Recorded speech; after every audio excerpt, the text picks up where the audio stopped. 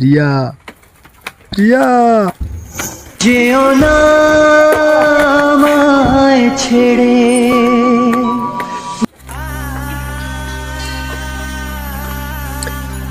আমি বাড়ির পরিস্থিতি ক্ষেত্রে বাড়ির চাপে বিয়ে করতে বাধ্য হয়েছি এবং এই বিষটুকু তোমাকে দিলাম। আমি খেয়েছি, তুমি খেয়ে নিও। এখানে আমাদের মিলন হয়নি, পরকালে আমাদের মিলন হবে। এটি তোমার প্রিয়া।